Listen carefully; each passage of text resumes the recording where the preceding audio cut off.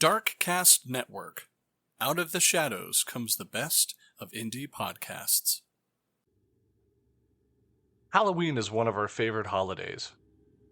But did you know that in 1982, Halloween was almost canceled completely from American culture? While poisoned candy being given out to trick-or-treaters at Halloween is extremely rare, if existent at all, this particular incident, which unfolded in October 1982, raised renewed fears. Some communities discouraged trick-or-treating altogether for Halloween, and American grocery stores reported that candy sales were down more than 20%. This event single-handedly almost ended Halloween in the United States. Halloween being my favorite holiday, that story truly terrifies me. My name is DJ, and this is the Mythical True Crime Podcast.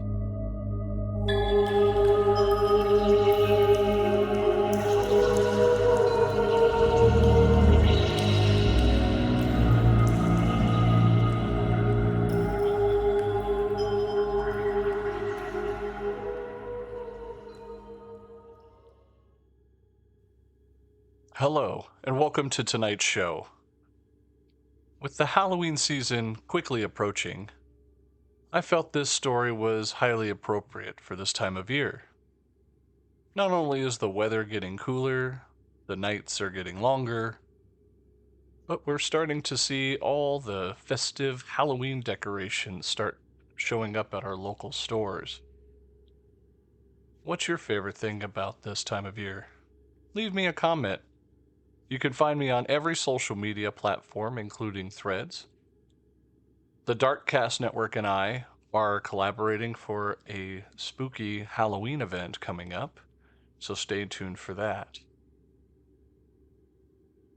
Now, as I was mentioning at the top of the show, this event almost single-handedly ended Halloween in the United States. And it's the reason we have tamper-evident safety seals on bottles on every store shelf. On September 28, 1982, a 12-year-old girl named Mary Kellerman was hospitalized after consuming a capsule of extra-strength Tylenol. She died the next day. On the 29th, 6 other individuals consuming contaminated Tylenol, including Adam Janis, Stanley Janis, Teresa Janis, all of which who took the Tylenol from a single bottle. All 6, the Janises, Mary McFarland, Paula Prince, and Mary Reiner, would ultimately lose their lives from the consumption. Asked to investigate into the Janises' death, Nurse Helen Jensen, Arlington Heights' only public health official, visited the Janises' household and discovered a Tylenol bottle with an accompanying receipt indicating that it had been purchased that same day. Noticing that there were 6 pills missing, she turned the bottle over to investigator Nick Pichos, who reported her suspicion as it was related to the Janises' deaths. Pichos called Dr. Edmund Donahue, Deputy Chief Medical Examiner for Cook County, who suspected that cyanide might be the culprit. Asked Pichos to smell the bottle. When Pichos smelled the almond-like scent, Donahue asked the county's chief toxicologist, Michael Schaefer, to test the capsules, and Schaefer's team determined that each of the remaining 44 capsules inside the Janises bottle contained nearly 3 times the fatal amount of cyanide. Authorities held a press conference advising the public not to take Tylenol for the time being. By chance, the bottle of Tylenol that Kellerman used was inventoried by paramedics.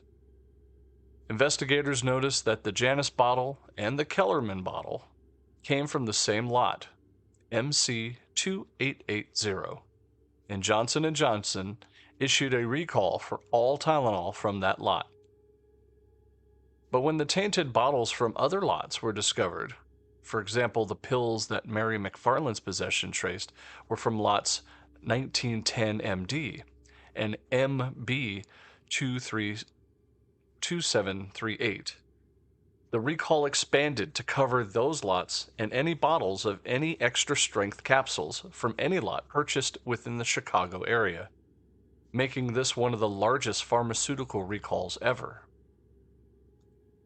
A multi-agency investigation found the tampered pills to have been sold on and put back on the shelves at a variety of stores in the Chicago area, including 2 different Jewel Foods, one in Arlington Heights and one in Elk Grove Village, and an Osco drugstore, a Walgreens, and a Dominick's, all within Chicago, as well as a Frank's Finer Foods in Wineville.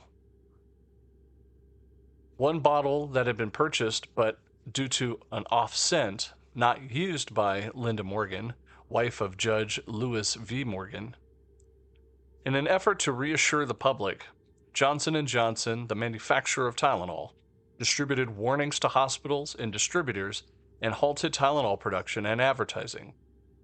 After other incidents, like strychnine adding to Tylenol bottles in California, a nationwide recall of Tylenol products was issued on October 5, 1982, with an estimated 31 million bottles in circulation, with the retail value of over $100 million. The company also advertised in a national media for individuals not to consume any of its products that contained acetaminophen after it was determined that only these capsules had been tampered with. Johnson & Johnson also offered to exchange all Tylenol capsules already purchased by the public for solid tablets.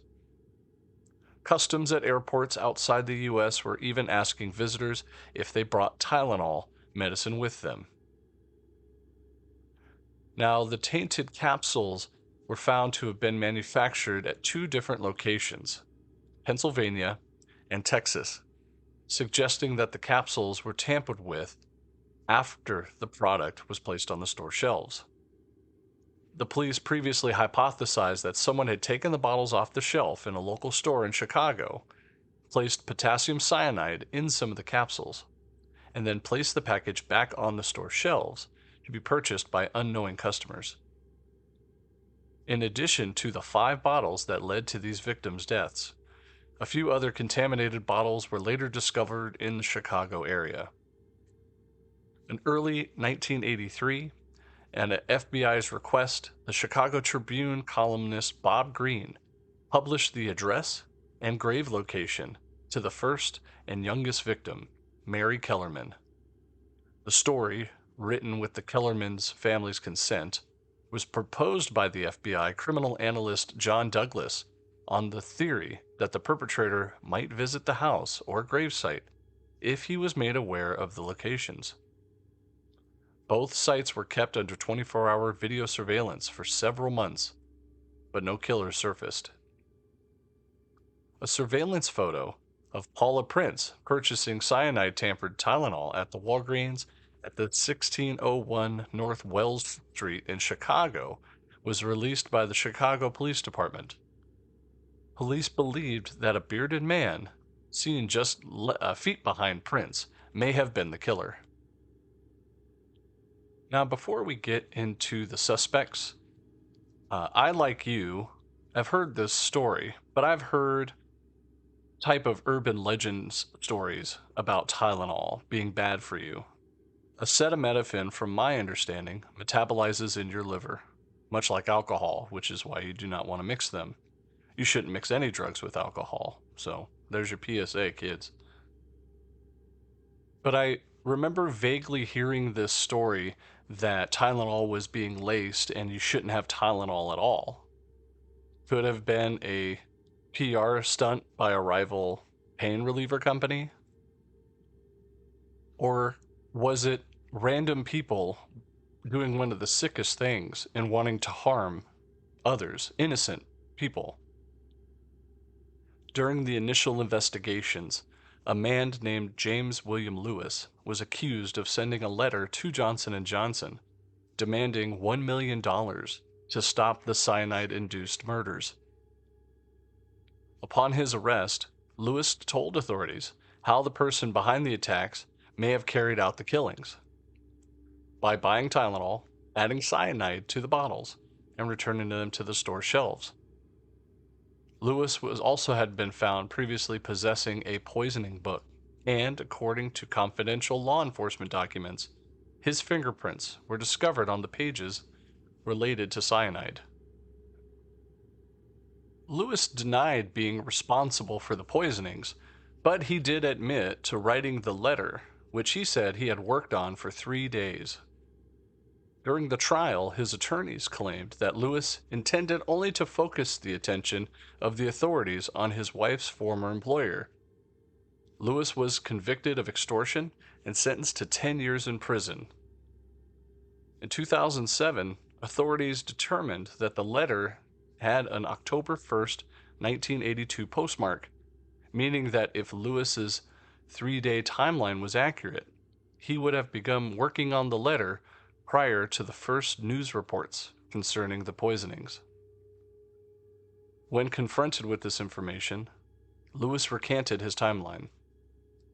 Court documents then released later in early 2009 showing the Department of Justice investigators concluding that Lewis was responsible for the poisonings, despite the fact that he did not have enough evidence to charge. In January 2010, both Lewis and his wife submitted DNA samples and fingerprints to the authorities. Lewis said, "If the FBI plays fair, I have nothing to worry about." The DNA samples did not match any DNA recovered on the bottles. Lewis continued to deny responsibility for the poisonings. Lewis died July 9, 2023, at the age of 76. Police also investigated a second man, Roger Arnold, a dock worker at the Jewel Osco in Melrose Park, who told officers that he had possessed potassium cyanide. Bar owner Marty Sinclair, whose establishment Arnold frequented, reported Arnold to the police, saying that Arnold had discussed killing people with a white powder and had been increasingly erratic after his marriage had dissolved. Arnold had worked with Reiner's father at a warehouse, and Arnold's wife had also been treated at a hospital across the street from the store from which Reiner bought the cyanide-laced pills. A copy of The Poor Man's James Bond, which contained instructions on making potassium cyanide, was found in Arnold's home. Arnold was held several times by the police, but never officially charged. And in the summer of 1983, Arnold, mistaking John Stancia for Sinclair, shot and killed Stancia, a computer consultant and father of 3, who was leaving a bar with multiple friends. Arnold was convicted of the killing January 1984 and served 15 years of his 30-year sentence for second-degree murder, saying in 1996 from prison, quote, "I killed a man, a perfectly innocent person. I had choices. I could have walked away." He died June 2008, and in 2010, Arnold's body was exhumed and subsequently reburied so that his femur bone could be removed for DNA testing. Arnold's DNA also did not match the DNA samples discovered on the bottles. After this quick message, we'll be right back. Hello there, listeners.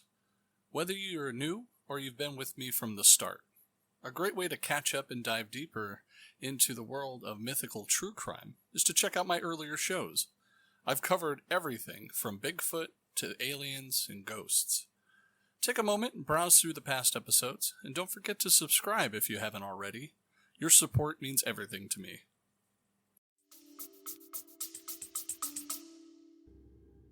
In early January 2009, Illinois authorities renewed the investigation. Federal agents searched the home of Lewis in Cambridge, Massachusetts, and seized a number of items. And in Chicago, an FBI spokesperson declined comment, but said, "We'll have something to release, possibly later." In 2010, DNA samples were collected again from Lewis and Arnold. Arnold previously, as we mentioned, was exhumed but nobody's DNA evidence matched the samples of the tainted bottles. Law enforcement officials received numerous tips related to the case, coinciding with its 25th anniversary. In a written statement, the FBI explained, quote, "This review was prompted, in part, by the recent 25th anniversary of this crime and the resulting publicity. Further, given that many recent advances in forensic technology, it's only natural that a second look be taken at the case and recovered evidence." On May 19, 2011, the FBI requested DNA samples from Unabomber Ted Kaczynski in related to the Tylenol murders. However, Kaczynski denied ever having possession of potassium cyanide, and the first 4 Unabomber crimes happened in Chicago and its suburb in 1978 to 1980, and Kaczynski's parents had a suburban home in Chicago in Lombard, Illinois, in 1982, where he occasionally stayed. Hundreds of copycat attacks involving Tylenol, including other over-the-counter medications and other products that took place in the United States, immediately followed the Chicago deaths. 3 more deaths occurred in 1986 from tampered gelatin capsules. 23-year-old Diana Ellsworth died in Yonkers, New York, after ingesting extra-strength Tylenol laced with cyanide. Excedrin tablets in Washington state were tampered with, resulting in the deaths of Susan Snow and Bruce Nickel from cyanide poisoning, and the eventual arrest and conviction of Bruce Nickel's wife, Stella Nickel, for the intentional actions of the crimes connected to both of the murders. Now, that same year, Procter & Gamble's product Encaprin was recalled after having a spike hoax in Chicago and Detroit that resulted in the sales drop and withdrawal of the pain reliever from the market. In 1991, in Washington state, Kathleen Danaker and Stanley McWhorter were both killed by 2 cyanide-tainted boxes of Sudafed, and Jennifer Mailing also went into a coma with a similar poisoning, but recovered shortly thereafter. Jennifer's husband, Joseph, was convicted on numerous charges in the federal Seattle court regarding the deaths of Danaker and McWhorter and the attempted murder of his wife, who was abused during Mailing's marriage. Mailing was sentenced to imprisonment and lost an appeal for a retrial. He was sentenced to life. In 1986, University of Texas student Kenneth Ferries was found dead in his apartment after succumbing to cyanide poisoning. Tampered anacin capsules were determined to be the source of the cyanide found inside of his body. His death was ruled a homicide May 30th, 1986. And June 19th, the Associated Press reported that Travis medical examiner ruled his death likely a suicide, and the FDA determined he obtained the poison from a lab from which he worked. Now, Johnson & Johnson received positive coverage for its handling of the crisis. For example, an article the Washington Post wrote, "Johnson & Johnson has effectively demonstrated how a major business ought to handle a disaster." The article further stated that this is no 3 Mile Island incident, in which the company's response did more damage than the original incident, and applauded the company for being honest with the public. In addition to issuing the recall, the company established relations with the Chicago Police Department, the FBI, and the FDA. This way, it could also be part of the search for the person who laced the capsules, and they could help prevent further tampering. While at the time of the scare, the company's market share collapsed from 35% to 8%, it rebounded in less than a year, a move credited to the company's prompt and aggressive reaction. In November, it reintroduced the capsules in a new triple-sealed package, coupled with a heavy price promotion. With several years, Tylenol regained the highest market share of the over-the-counter pain reliever in the United States. After the recall, Johnson & Johnson's subsidiary McNeil Laboratories submitted a claim to its insurance company for the cost of carrying out the recall, a claim which was later denied. A lawsuit determined that McNeil Laboratories was ultimately not covered, because the parent company Johnson & Johnson elected not to buy more expensive recall insurance. McNeil sued again in court, further contending that the language of the company Johnson & Johnson had in its excess liability insurance policy covered the recall and recall-related expenses. The court hearing the case rejected the claim of liability, stating that the recall was not caused by liability for the 7 deaths. It was at best merely related to the 7 deaths in which they served as notice to the plaintiff that the Tylenol remaining on the shelves was potentially harmful. In 1991, Johnson & Johnson agreed to settle for an undisclosed sum all lawsuits against it for the original Chicago area deaths. Robert Niffen, a spokesperson for the Johnson & Johnson company, stated that though there was no way that we could have anticipated a criminal tampering with the product or even prevented it, we wanted to do something for the families and get this tragic event behind us. The crisis management response, taught today as a model of corporate public relations, is chiefly credited to public relations executive Harold Burson. Now, the 1982 incident inspired the pharmaceutical, food, and consumer product industries to develop tamper-resistant packaging that we know and love today, such as the induction seals and the improved quality control methods. Moreover, product tampering was also made a federal crime. New laws resulted in Stella Nichols' conviction in the Excedrin tampering case, for which she was sentenced to 90 years in prison. Additionally, the incident prompted the pharmaceutical industry to move away from capsules altogether, which were easy to contaminate as foreign substance could be introduced and placed inside without any obvious signs of tampering. Within a year, the FDA introduced a more stringent regulation to avoid product tampering. This led to the eventual replacement of the capsule with the solid caplet, a tablet that was in the shape of the capsule as the drug delivery form, and with the addition of tamper-evident safety bottles on all sorts.